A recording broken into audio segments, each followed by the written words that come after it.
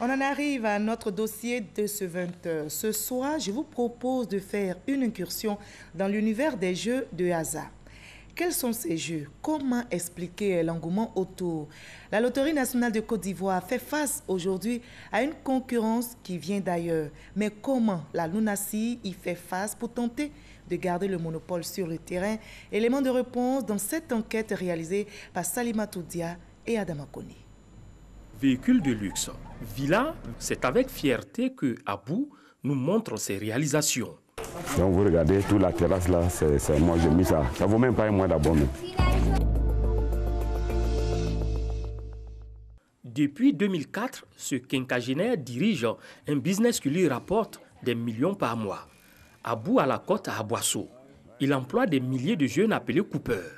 Ces derniers, éparpillés dans la région du sud du pays, se chargent de lui verser une recette en contrepartie d'une commission de 30%. On ne peut pas donner chiffre d'affaires. Tu peux venir avec 20 000, tu peux venir avec 30 000, tu peux venir avec 100 000, tu peux venir avec 1 million. Mais 1 million que tu vas venir là, moi je ne choisis que 700 ou bien 650 000. Le business en question, c'est le loto ghanéen. 31. Ouais, c'est ça qu'il faut même. Moi, il va aller 63, hein, sérieusement.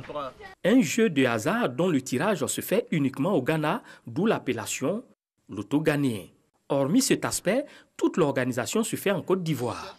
Une affaire juteuse qui concurrence sérieusement le loto bonheur de Côte d'Ivoire. Selon la loi, seule la Loterie nationale a le monopole de l'organisation de tous les jeux de hasard en Côte d'Ivoire. Conscients de leur concurrence déloyale à la Loterie nationale, les coupeurs indexent le taux de commission qu'ils jugent insuffisant. Nous avons un taux de commission de 14%. Et dans tous les pays de la sous-région, vous n'allez pas trouver ça. Ça veut dire que pour une société bien établie qui paye ses taxes, vous n'allez pas trouver un taux de commission aussi élevé. Pas de transparence, d'autant plus que les flux de capitaux sont gérés par des particuliers. Un business informel qui échappe à la fiscalité ivoirienne. Le loto ghanéen ne se cache plus. Les gains mirobolants attirent de plus en plus de parieurs. On me fait un touchon, 9-18. Les parieurs estiment qu'on mise peu et on peut gagner énormément.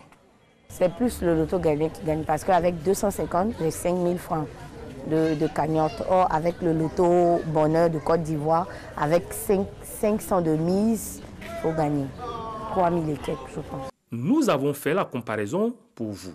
La mise unitaire de base est la même, 100 francs CFA.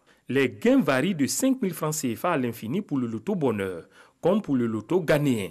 Pour ce qui est de la fréquence des gains, il y aurait plus de chances de remporter un gain avec le loto ghanéen qu'avec le loto bonheur. Sur Internet, la concurrence se fait aussi sentir, mais cette fois avec les paris sportifs. Sport Cash, le jeu de pronostic de la Loterie nationale de Côte d'Ivoire, se frotte à au moins 530 sites de paris sportifs accessibles depuis la Côte d'Ivoire. Nous nous sommes rendus sur le site français BetClick. Le procédé est le même. Sélectionner des rencontres sportives, faire des mises et gagner si les pronostics sont exacts. Ce bookmaker français basé à Malte exige du parieur l'ouverture d'un compte bancaire où s'effectueront les transactions. Selon la Loterie nationale, la Côte d'Ivoire représente 11,2% du chiffre d'affaires de BetClick, soit 17 milliards de francs CFA. La LUNASI, qu'est-ce qu'elle a fait? La LUNASI a saisi le tribunal de commerce qui a rendu une ordonnance. Cette ordonnance fait injonction aux fournisseurs d'accès Internet de bloquer, sinon de rediriger tous ces sites sur le site web de la LUNASI qui propose des paris sportifs. Au loto bonheur, on enregistre 3 milliards 900 millions de francs CFA de chiffre d'affaires avec un manque à gagner de 4 milliards de francs CFA pour l'année 2017. Pour le pari sportif, 25 milliards de francs CFA de chiffre d'affaires sont comptabilisés. C'est autant de recettes et de taxes aussi qui échappent en même temps à la fiscalité.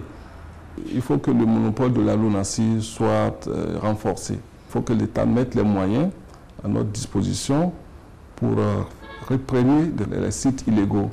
Nous nous sommes toutefois interrogés sur la répartition des gains des mises par la LUNASI.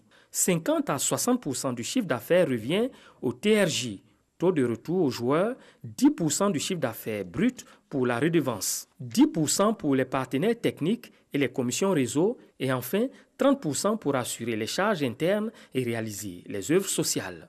L'entreprise, face à la concurrence, multiplie les stratégies commerciales. Elle étoffe l'offre mise sur la visibilité et l'accessibilité sur l'ensemble du territoire national.